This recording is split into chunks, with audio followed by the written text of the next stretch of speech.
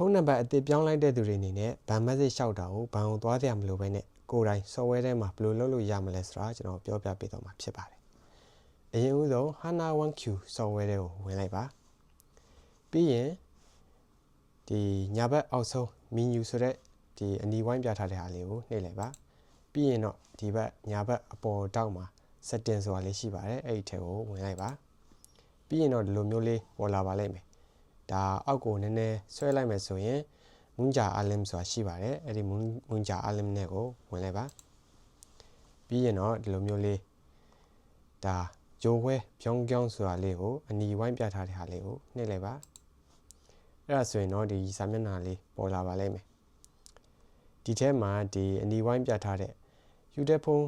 ဘောနိုဂွမ်နီဆိုတာလေးကိုတစ်ချက်နှိပ်လိုက်ပါဒီအောက်မှာဆိုရင်ဒီအစိမ်းဝိုင်းပြထားတဲ့ဟာလေးကဒါခုလောလောဆယ်ကိုယ်မှာရှိနေတဲ့ဒါဖုန်းနံပါတ်ပေါ့နော်ဒီဖုန်းနံပါတ်ကိုက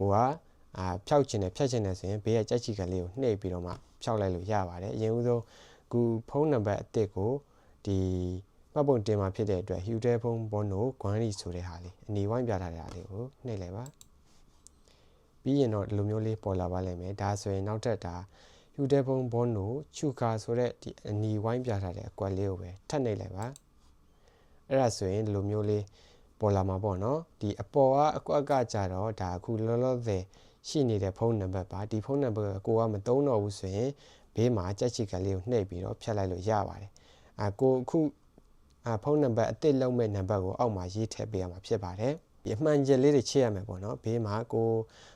confine ကိုအသုံးပြုမဲ့ဖုန်းနံပါတ်ကိုဒီမှာအမှန်ချက်လေးချစ်ပြီးတော့မှ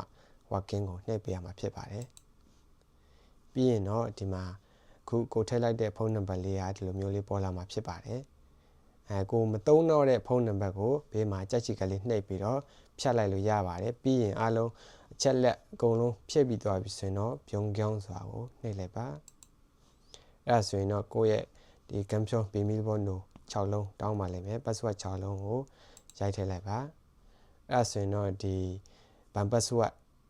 ဖုန်းနံပါတ်အသစ်မှတ်ပုံတင်တာဒါပြီးဆုံးသွားပြီဖြစ်ပါတယ် working ကိုနှိပ်လိုက်ပါသိချင်တဲ့အကြောင်းအရာတွေရှိရင် comment ထဲမှာဝင်ရောက်ပြီးတော့မေးမြန်းသွားလို့ရပါတယ်နောက်ဗီဒီယိုမှာပြန်တွေ့ပါမယ်